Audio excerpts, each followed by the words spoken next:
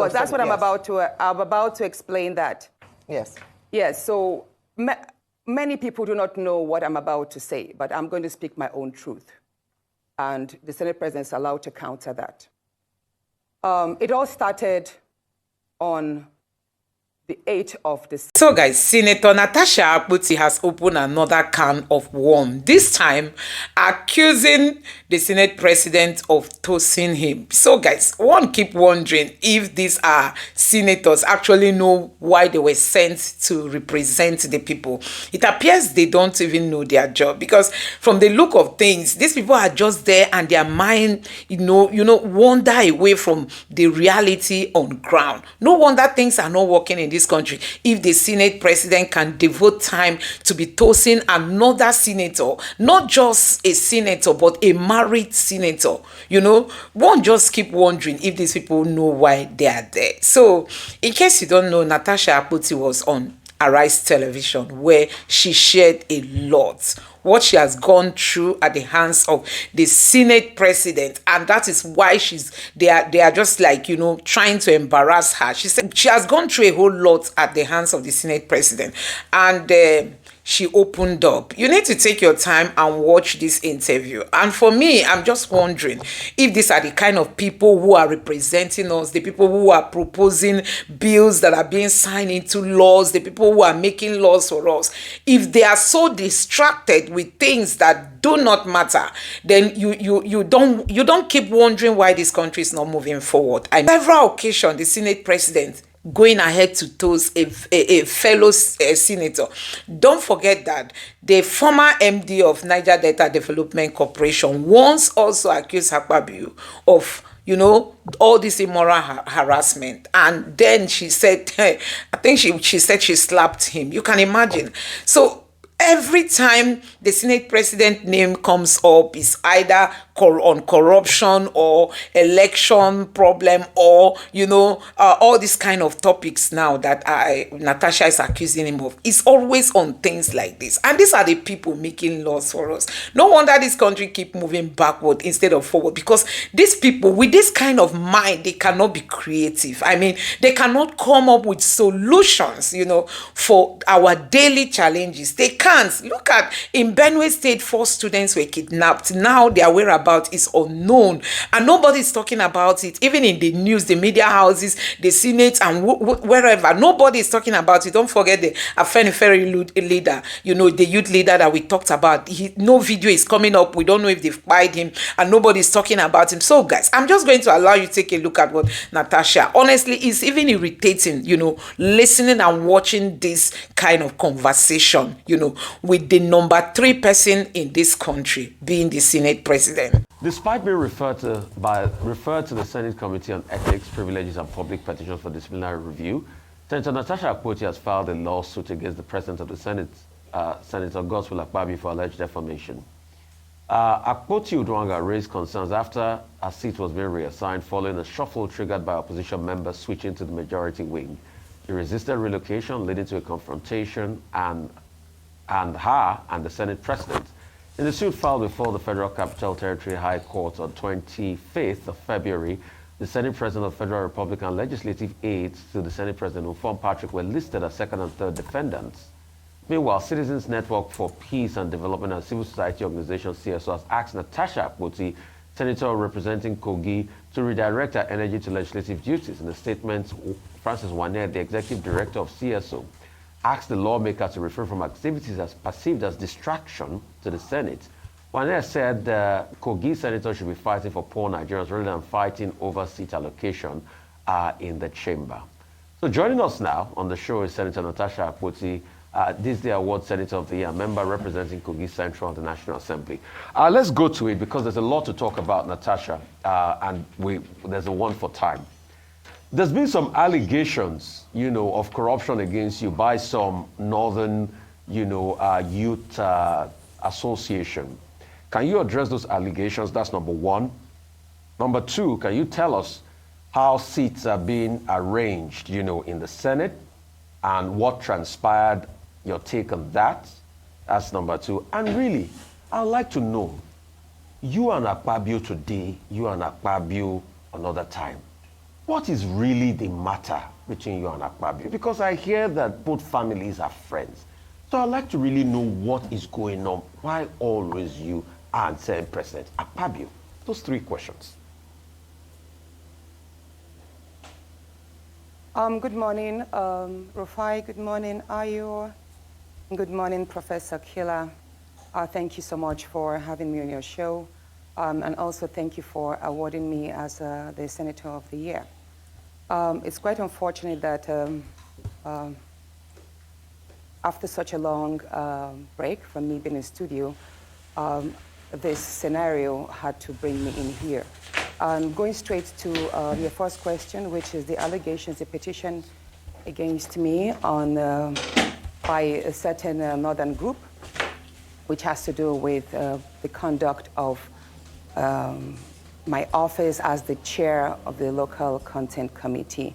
I would first say that the allegations are baseless, but in as they are hampering on my integrity, I am glad to throw some light on it. The first allegation there was on the misappropriation of the funds in the account and withholding the interest, as it said.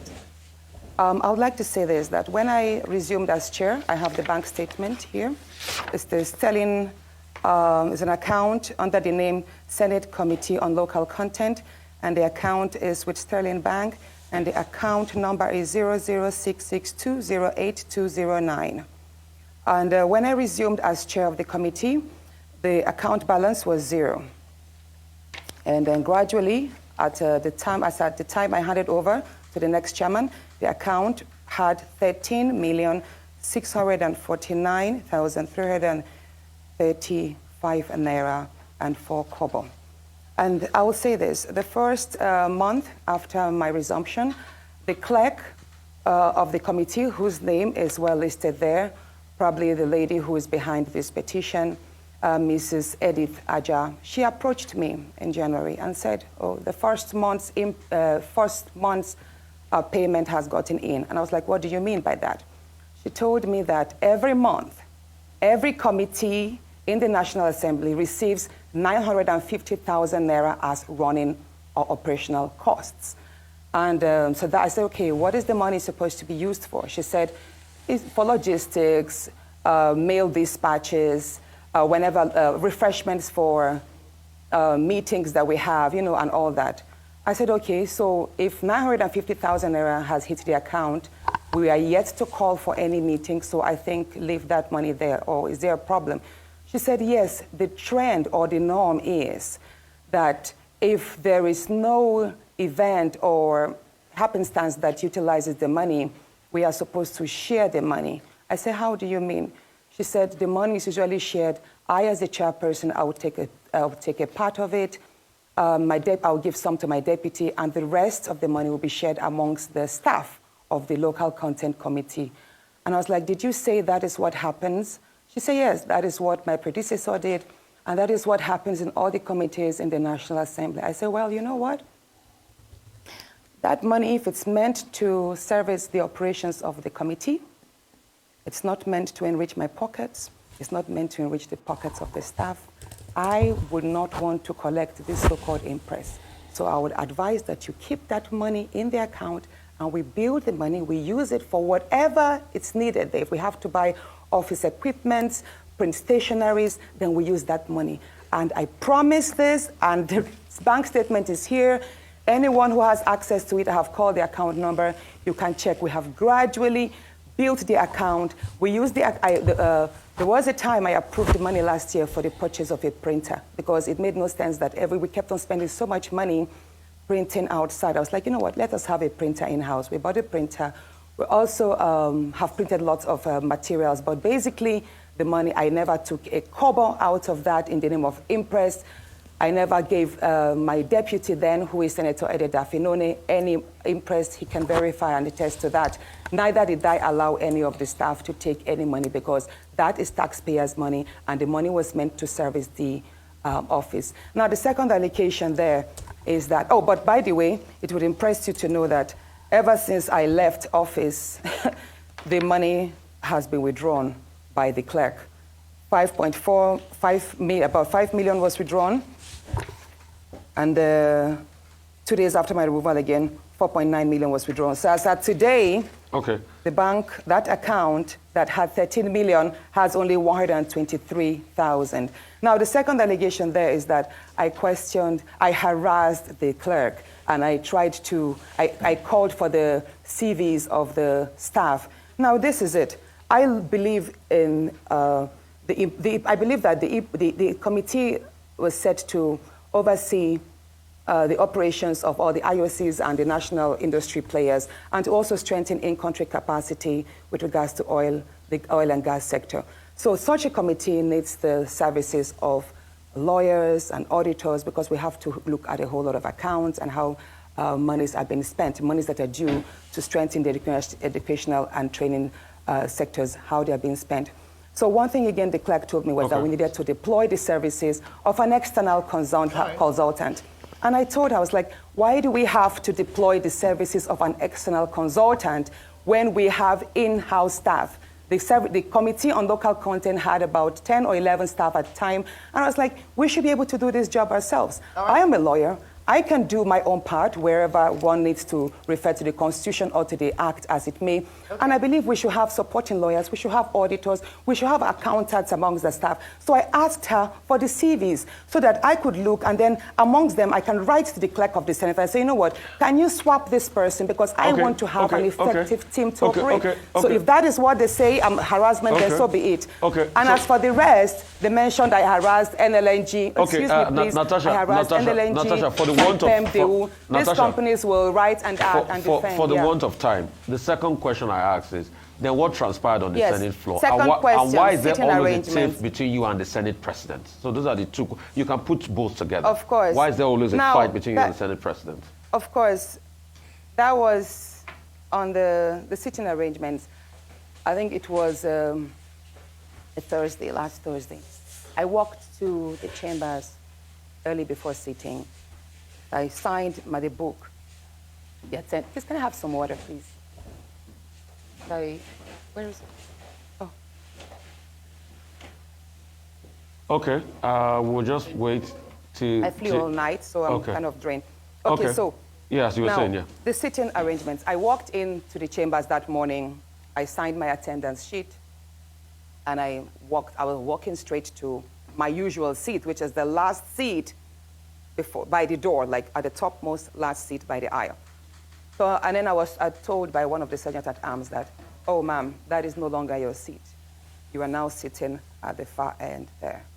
And I was like, since when? They said, well, that's what the Senate President instructed. I was like, I was in chambers yesterday, which was Wednesday. I've not been notified. Why did you change my seat? What reason? I'm comfortable here. I'm okay here. I wasn't notified to that. So I was upset. And then I said I refused to move to the new seat. I don't even know what the new seat is. I don't even know the number. I don't know. But they told me it was the last seat, appointed the last seat at the far end. So then the procession came. The president walked in the seat, and then the rest was shown online. I was already told, by the way, that I should gently move. Some senators messaged me that I should please adhere to the change and move to my seat, because that was a trap, a setup. And I was like, I was trying to understand what trap, what setup. At that point, the minority leader, Senator Abamoro, walked up to me, and he told me, Natasha, please just obey, just go to that seat. And I'm like, no, sir, you are my leader. You should speak for me. I am not aware that my seat has been changed. And I believe I should be given a chance. Maybe they should explain to me why my seat was changed. Maybe I can also explain why, if they could maybe consider leaving me here, that I'm not moving. He said, he pleaded with me that I should please move to the other seat and not explain that we could address it later. And I said, sir, I have hit these chambers. I have complained, and you have witnessed several of my privileges, me being maligned several times, and you never stood up for me. So no, I am not moving there, because I do not trust that if I move, this matter will be addressed. So I am going to raise it on the floor. That was what I told my leader, who is the leader of the minority, Senator Abamoro, and then he walked. So after that, all right, I was about to be, then the minority whip now read the rules that I have broken the Senate rule by not adhering to my seat change. Allocation, and that yes. was when, at the time the Senate president was about to read my seat allocation. At the time the Senate president was about to read, because the next thing he was going to do was to read my suspension because I failed to adhere to that. All but right, he had already Senator made some Natasha. statements that, Senator, the whip was, hold on. The whip Yes, it's just that we have to manage. Already had mentioned Senator that Natasha. Yes, ma'am. I'm so sorry, but we had to manage our time, and part of the questions. Okay, so you might. So at that point, I knew I had to read Order 10. Okay. Yeah, I had to read Order 10. Now, what is Order 10? Many people don't understand. So now, Order 10 is is an SOS for every senator who feels their rights and privileges have been abridged.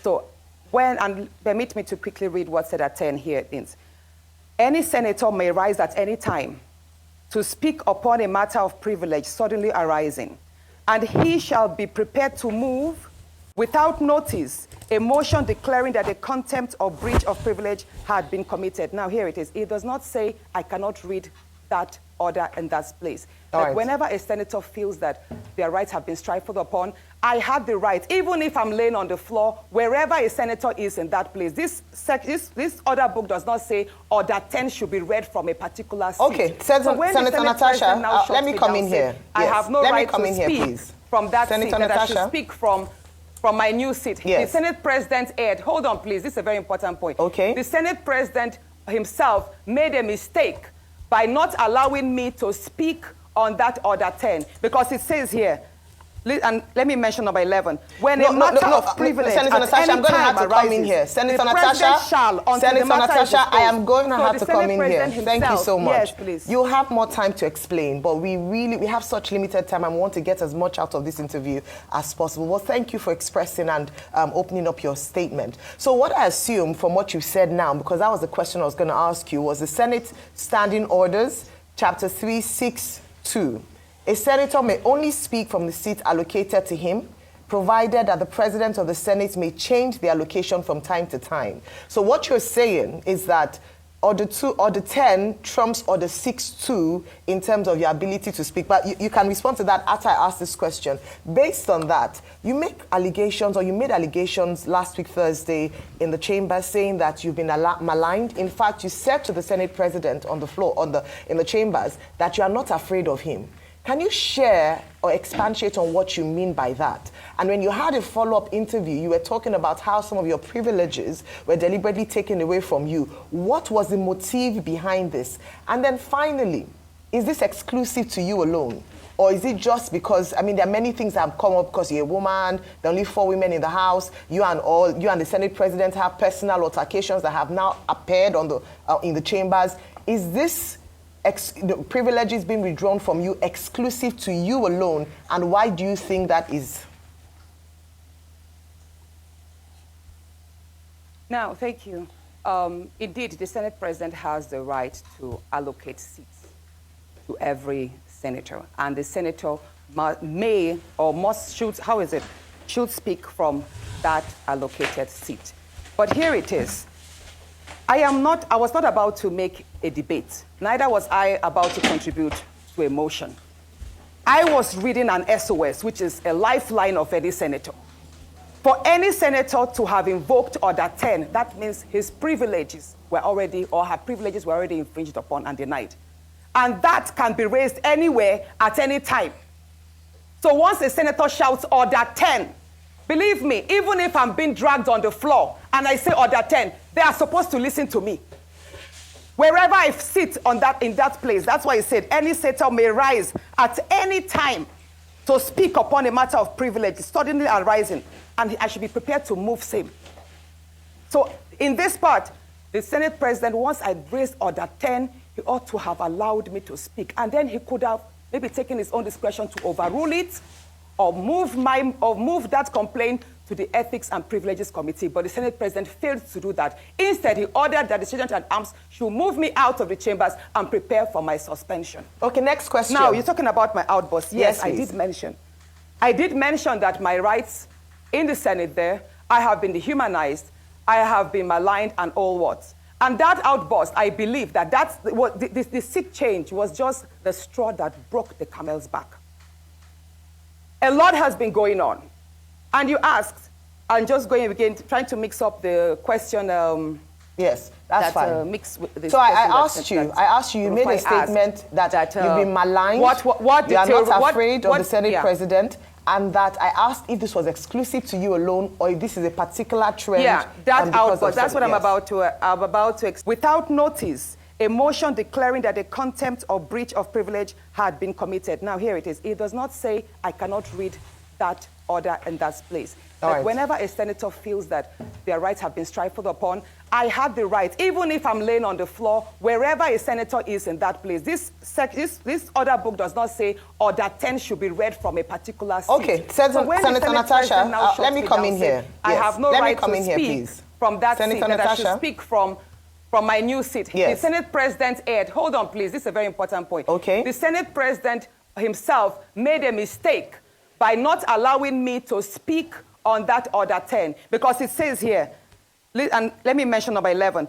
When a matter of privilege Senator Natasha, I'm going to have to come in here. Senator Natasha, I am going to have to come in here. Thank you so much. Yes, please. You'll have more time to explain, but we have such limited time and we want to get as much out of this interview as possible. Well, thank you for expressing and opening up your statement. So what I assume from what you said now, because that was the question I was going to ask you, was the Senate Standing Orders, Chapter 362. A senator may only speak from the seat allocated to him. Explain that. Yes.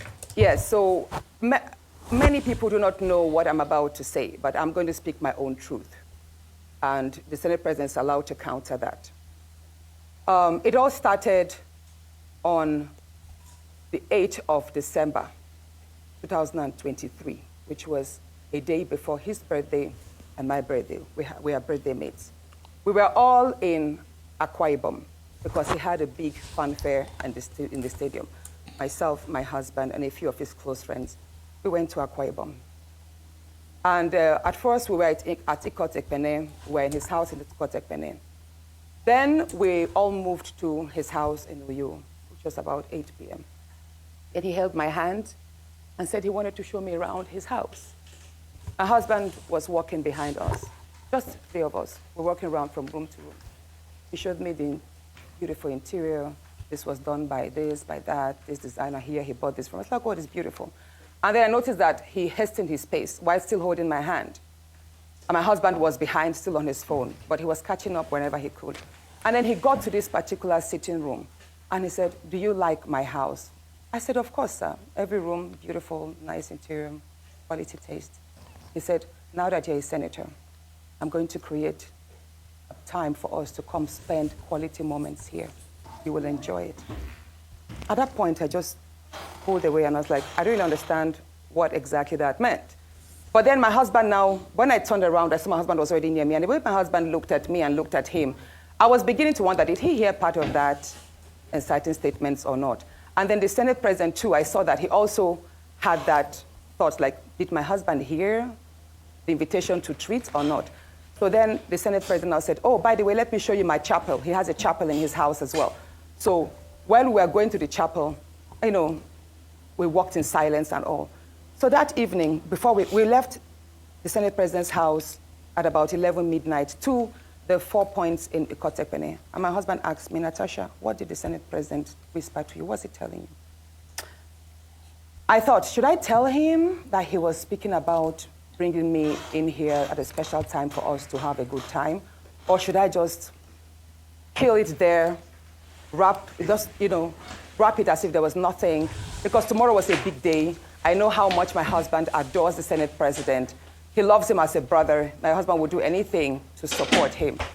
So I told my husband, nothing. I can't remember what I created, but I just gave him some words to manage, to mask what was said. When we laid in bed, I lay to my right, and my husband wrapped his arms around me, and he said, my love, you know you can't tell me anything. What did the Senate President tell you? Again, I was like, don't you believe me? I said, nothing. Nothing. Moreover, it's my birthday in a few minutes. Let's just be happy.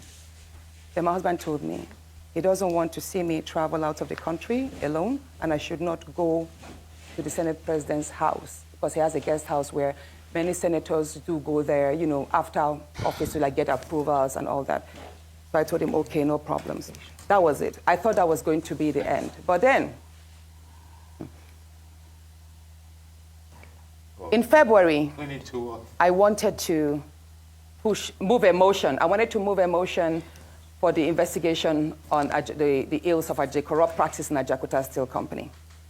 I listed that motion 5 times. It was the 6th time that it was listed on the order paper that was approved. Many senators can testify to that. Each time the motion is listed, just before he takes it, he will say, oh, Senator Natasha, we can't take this motion because the board of the Senate does not accommodate it. Or he will speak on others and then let it drag so that just before my motion is taken, the time will be well spent and won't. So he kept on doing that. I went to him in his office. And I said, Senate President, you know how important this Ajaokuta Steel Company to me is. You know how important it is to my people and to Nigerians. Explain that. Yes. Yes, so many people do not know what I'm about to say, but I'm going to speak my own truth. And the Senate President is allowed to counter that. It all started on the 8th of December, 2023, which was a day before his birthday and my birthday. We are birthday mates. We were all in Akwa Ibom because he had a big fanfare in the stadium. Myself, my husband, and a few of his close friends. We went to Akwa Ibom. And at first, we were at Ikot Ekpene. We were in his house in Ikot Ekpene. Then we all moved to his house in Uyo, which was about 8 p.m. And he held my hand and said he wanted to show me around his house. My husband was walking behind us, just 3 of us. We're walking around from room to room. He showed me the beautiful interior. This was done by this, by that, this designer here, he bought this from us. Like, oh, it's beautiful. And then I noticed that he hastened his pace while still holding my hand. And my husband was behind, still on his... I've noticed that you have stepped down this motion. As a matter of fact, a number of senators told me, go and see him and plead with him so that he would take it. I was like, sir, please, why can't you take this motion? It's very important. It's been listed. Then it was listed a 3rd time and stepped down. He then said, Natasha, I'm the chief presiding officer of the Senate. You can enjoy a whole lot if you take care of me and make me happy. At that point, I said, sir, I'll pretend that I didn't hear this. He said, well, the ball is in your court. I left his office, and when I got home, I told my husband, I didn't tell my husband what happened. I just told my husband, please, can you speak to the Senate President to allow my motion to scale through?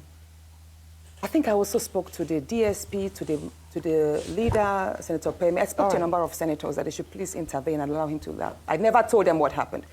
My husband had to take a trip to London. Then the Senate President traveled to London. My husband met with the Senate President in London and pleaded with him, let my wife take this motion on Ajaokuta. That is very important to her. Okay.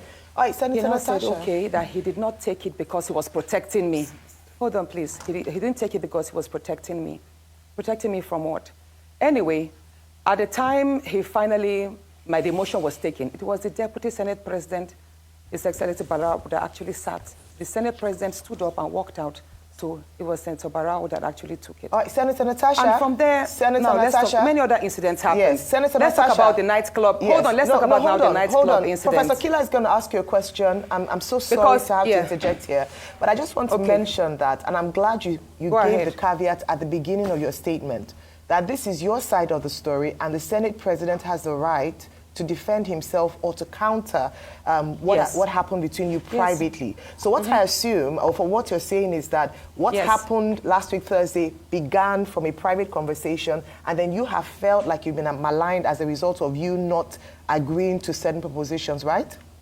Yes. Okay, so what has happened? You know the story of when a student keeps being failed. Yes. Please, let me say this, Ayo. You know the situation we see in universities whereby a student is continuously being failed just because she has not slept with the lecturer. That's what I've been facing, in simple terms. Thank you. Professor Kila. That is what I have been going through. Thank you very much, And Professor Kila. now, moving to, should I speak about the nightclub incident? No, that's okay. No, Professor Kila will come in now. Thank you. Don't do that. It's not the time to come in because you've just indicted the lecturer indirectly. And I'm coming to ask you a question. Senator, it is, from your side of the story, it is clear that there's a lot of undercurrent and personal issues that had led to the, should we call it the outburst on the allocation of chair thing. There's a lot going on, and you've made a series of allegations which indicts the Senate President morally, if not criminally, at least. And there's the indictment of abuse of power because if he's refusing you to do your duty for personal reasons, we need to see if he has the right to do that. But let me ask you a question, just to simplify. This idea of your seat was reallocated and you don't want to use it. What's in a seat? Why was it so important for you not to just move as you've been told to do so and deal with it later? What's the importance of saying no to that seat allocation? Thank you so much, Professor Kila. Sitting arrangements in the National Assembly or in the chambers is very critical. That is why at the forefront, we have the leadership. And after them, we have ranking senators, you know, second-timers, third-timers sitting there. And the nearer you are to the Senate President, the more visible you are. You're able to like interface with the daily activities, and then you are more visualized, like the cameras capture you more. You're more present, as against being a backbencher. So where I am sitting, the Senate President sits at the lowest point, while I am sitting at the topmost point, but on the same level. So, Senator, it is, Senator, I recap for you. So whenever the camera, whenever I stand, yes, it is safe to say that where I was moved to, yes, was you felt they at were the side reducing you. where Yes. the workers, the chamber staff sit. So Yes, you felt that they were was it. It was not a relegating good you. seat. They were and relegating if they you. say, hold on, Yeah. exactly. Let me say this. Yes. His excuse that it's because there were 2 vacant seats due to the decamping of the senators, right? Yes. And that they had to. Why did they have to pick on me to start the shift? There were other senators that were in front of me that would have filled the seat. Why did it have to be me to fill in the seat at the far corner? But I will say this again. I've noticed that you have stepped down this motion. As a matter of fact, a number of senators told me, go and see him and plead with him so that he would take it. I was like, sir, please, why can't you take this motion? It's very important. It's been listed. Then it was listed the 3rd time and stepped down. He then said, Natasha, I'm the chief presiding officer. I will say this again. If you see where I sit at the back, there is a silent degrading of senators that, as they say, came from court. Yeah. We are made to feel as if we are lower than our other colleagues that resumed office and were sworn in earlier than us, even though we're all first-timers. Do you understand what I'm saying? Yes. I remember when I asked, initially, I asked why I was not sitting amongst my other first-time colleagues. Yes. And I was told that is because you resumed 6 months later. So it's almost like a punishment because I resumed 6 months later. Therefore, I have to sit or take seats or wait for my other colleagues whom we all ran elections with together and won together, even though we were rigged. So Senator, we were made to sit at the back. So after me, it seems clear to me. Senator Akpoti 2 weeks after me, yes. So it seems to me from your own narrative, straight from your own narrative, that you feel victimized and you feel you're being treated like a second-class senator in that place. Let me ask you a question based on your own narrative. Please, I have a very important... No, but very quickly, you're going to say, let me just ask you just this question. Professor. Yes, just this very question. Do you feel that other senators in that house, male or female or different party, do you feel that they're standing up to what they ought to be doing, or do you feel they are also, with their silence, complicit with your victimization? I want you to judge the whole Senate, 109 men and women. No. You don't feel they're complicit, and you don't want to... Now, here it is. I have enjoyed tremendous support from my colleagues. And the fact that a number of my colleagues have not spoken out publicly in my defense or criticized what has happened does not mean that they do not visit me privately at home or they do not call on me to give me words of encouragement. Why they are yet to come up openly and criticize the activities of the Senate President, probably that's best known to them. However, one question I have been asked a number of times is, why are the women silent? Why are the 3 other women silent? Yeah, so why, Senator? Why do you think they're silent? The day I filed the suit of defamation, the suit that sexual act whereby the Senate President's SLA on new media, Mr. Pat Kumpong, sexualized me by addressing my attire as being transparent, and that the only thing I knew how to do is to wear pancake to the chambers.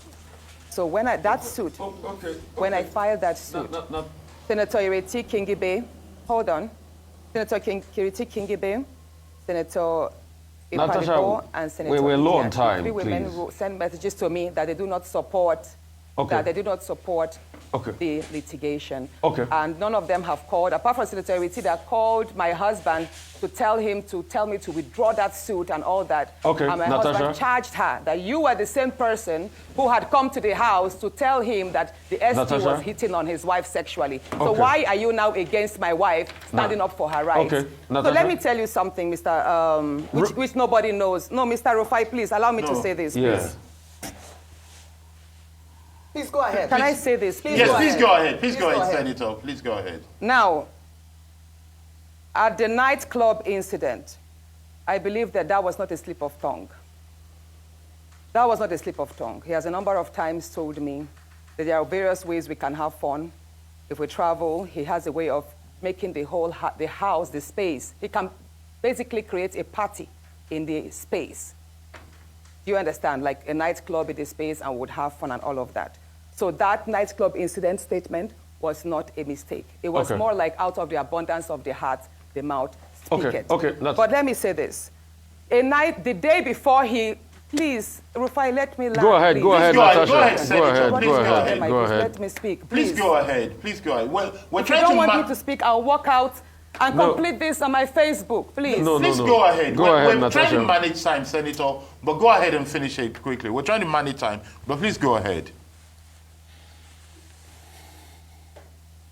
The night, or should I say that morning, early hours of the morning that he apologized, which was 23rd of July, 2024. That was the morning he apologized. So the night about, I have it printed here, I have the screenshots of the phone call. It was 14 minutes past midnight when my phone rang. The leader of the House called me, Senator Michael Bamidele Opeyemi called me, and he said, Senator, how are you? I said, I'm fine. He said, you know, in the wake of all of this rancor, if the Senate President goes down, I will go down too. And I said, what do you mean, sir? At that point, I woke my husband up because he had fallen asleep before me. I said, are you calling me to threaten me? I could hear murmurs from the Senate President. I could hear the Senate President's voice at the background because I could tell he was on speakerphone. He said, no, I'm just telling you that. You know, there's a whole lot of attack on the Senate President, and if things go down, if he resigns or something happens, I should know that I'm going to be held responsible and I also go down. At that point, I started shouting. I was like, you can't call me at midnight and threaten me, sir. You can't do this. And mind you, I was actually surprised because the leader of the House is someone I respect greatly. He's a very good friend. He's a very calm person. And I believe, I'm saying it, that if he actually made those statements, he probably was told to do so. So I dropped the line. And then I dropped the line. The first conversation was just 2 minutes, 33 seconds. Then my phone rang again at 26 minutes past midnight, that same day. And then it was the same call, Senator Opeyemi's line, but then it was the Senate President's voice. He said, Princess of the Senate. That's how he calls me casually. You know, I've been attacked. My wife has not slept for days. She's been crying. She's received lots of insults, all because of you. I said, no, sir, it's not because of me. It's because of you. I didn't force you to order that statement. And I did not call on the support I received from Nigerian women. So don't blame it on me. He said, no, he's telling me this because the Dane of Agbo, the Dane of Akbar, I think he's a king in Akbar in Delta State. So the Dane of Akbar spoke with him and told him that he, that's the Senate president, was the most hated politician in Nigeria at that point. Mind you, that was a few days to the protest. There was this end bad governance protest on the 1st of August, and this incident happened like a week before. So he said the Dane of Akbar told him, Mr. Senate President, you know your rating is all low. You're one of the worst. You're one of the most hated politicians now. So I would advise. He said the Dane of Akbar advised the Senate President to leave Abuja because if he is caught in the middle of the protest, he could be attacked by the Nigerians. I said, so why are you telling me this, sir? He said he's telling me because he found it insulting that the Dane of Akbar would tell him to leave, to run away, to leave Abuja. And that he's telling me, so Natasha, I'm telling you, go and tell them that if anybody over the age of 20 approaches me during the protest, I will get, what was the word? Hold on. I will take that person down. The Senate President told me over the phone that based on the advice that the Dane of Akbar gave him, that he should leave Abuja in the wake of the protest so that he will not be caught and probably will not be approached or attacked by the youth. He said, Natasha, I have the capacity, I'm number 3 citizen. If anybody over the age of 20 dares to confront me, I will take that person down. That person should dare me with his life. I said, at that point, I started shouting. I now told my husband, he didn't know the phone was on speakerphone all the while because I'd woken my husband up from the first speech. I was like, my love, can you hear what he's telling me? This is exactly what he does. At that point, when he knew, he was like, is your husband there? Oh, yes. I said, yes, sir, my husband is here. And he heard everything. He then told me to pass the phone to my husband. And you know what he said? Immediately, he changed his tone. He was like, oh, Alema, I have a slot for you. For an appointment from Delta State, why don't you bring a nominee? And I took the phone back, I shouted at the Senate President. I said, you can't pacify us, you can't threaten me on one side and then pacify me. Sir, I'm aware, even though the conversations took place on via WhatsApp, I know that the DSS and the NSA's office, they have the tools to extract these phone calls. And Senator I'm going to publish if, yes, sir. Okay, Senator Natasha, thank you. So and he told me that, well, all you want, hold on, please. He then told me that, Oshay, all I want is an apology. He would apologize on the floor that morning and that he expects me to accept it. So all that morning, when I walked in, I was already threatened. I was already petrified. This is a man who had already called me at midnight, so I didn't sleep all night. I just had to say to his seamless apology. Senator Natasha Akpoti, thank you so much for being here. He who alleges must prove. I'm sure you have all your proof because they are on the other side are also going to demand all of it, and you have to put it out there. So guys, these are senators. Sometimes you just keep wondering if they know why they are in the Senate, if they actually know why the people sent them there to represent them, because I'm just thinking that possibly they don't even know why they are there. You can imagine a whole Senate president being accused of tossing a fellow senator, and can you just imagine that a fellow senator, and not just a senator for that matter, a married senator? So I'm just wondering, why is it that men are losing, men who are supposed to respect themselves, they are just losing focus? People like Akpabio, each time his name is on the news, is always for the wrong reason. It's either they are talking about election issue, corruption attached to election, or it's on something like this, harassing people, or so many things that do not make sense. These are places where you hear Akpabio's name. Don't forget that the former MD of Niger Delta Development Commission once said she slapped Akpabio because he actually tossed her. So it's like Akpabio has been in this business of tossing women, and most times it's like he prefers married women when he has a very beautiful, black beautiful woman that Akpabio has. So I'm just wondering, like, how come Akpabio is not appreciating his wife and he feels he should just be going after other women? I don't know why he has this affinity for other women. I don't know why. And This is not the first time. Even there was a time, was it Instablog that released names of some of these people and their top and their chicks, side chicks. Akpabio's name was there. This is a man who has a wife and who claims he goes to church. His wife prays. You know, this is somebody who tries to tell the world that he has a very good family. And then each time we hear about him just kind of bringing himself down. How can you toast a fellow senator, even in the presence of the husband? As in, she said the husband was just behind him and Akpabio was busy toasting in front of her. This is wrong and we must condemn it. So guys, it's really so sad to see how things are really going wrong in this country, and these are senators don't care. So you can imagine the people who are representing us do not even know why they are there. They don't know why they are representing the people. So for somebody like Akpabio, you know, who is the Senate president, does it mean they don't know that 4 Benue students, university students, have been kidnapped? Nobody's talking about it.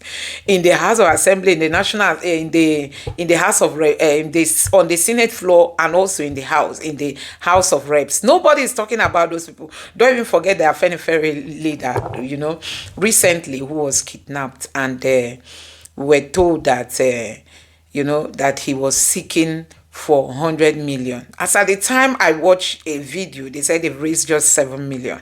So you can imagine 7 million. We have wealthy Nigerians, especially from the Yoruba tribe, who can just bring that 100 million without any stress and give it out for this guy to be released. This is a guy, a youth leader for a socio-cultural organization of the Yorubas, is being held and nobody could come to his rescue. That's tell you how, you know, things have gone wrong in this country. Even the president of this country did not even come out to talk. The NSA did not even come to say, okay, we are making some attempts, we are working towards that, we are engaging with the kidnappers. All the police that say they have gadgets to track social media people could not track these people, and they were making videos and sending it out as if they were not using SIM card. They were making videos, posting on the internet on how they were threatening the guy that they were going to shoot him. They've already given him 2 bullets, and by the time they give him the next one, then his life will be gone. So I'm just wondering how we got to this point, honestly, as a country. I don't know how we got to this point, but I just hope that things will get better. So guys, I don't know what you make of this. Let me know your honest reaction. And for me, I feel really sorry for Akpabio's wife, because every time the husband's name is out there, it's for the wrong reason. Every time Akpabio's name is out there, it's for the wrong reason. I'm just like, God, this woman must be going through a lot, because for women, no woman wants to take that, you know, that your husband is out there being the number 3 person in the country that is supposed to be carrying himself with a whole lot of dignity. You know, his name is out there always for the wrong reason. Anyway, guys, let me know what you think about this in the comment section below. Please don't forget to subscribe to the channel, turn on the notification bell. Please give this video a like so that YouTube can recommend it to others, and drop your thoughts in the comment section below. Thank you. So guys, these are senators. Sometimes you just keep wondering if they know why they are in the Senate, if they actually know why the people sent them there to represent them, because I'm just thinking that possibly they don't even know why they are there. You can imagine a whole Senate president being accused of toasting a fellow senator, and can you just imagine that? A fellow senator, and not just a senator for that matter, a married senator. So I'm just wondering, why is it that men are losing, men who are supposed to respect themselves, they are just losing focus. People like Akpabio, each time his name is on the news, is always for the wrong reason. It's either they are talking about election issue, corruption attached to election, or it's on you know, something like this, harassing people, or you know, so many things that do not make sense. These are places where you hear Akpabio's name. Don't forget that the former MD of Niger Delta Development Commission once said she slapped Akpabio because he actually toast her. So it's like Akpabio has been in this business of toasting women, and most times it's like he prefers married women when he has a very beautiful, black beautiful woman that Akpabio has. So I'm just wondering, like, how come Akpabio is not appreciating his wife and he feels he should just be going after other women? I don't know why he has this affinity for other women. I don't know why. And this is not the first time. Even there was a time, was it Instablog that released names of some of these people and their top and their chicks, side chicks.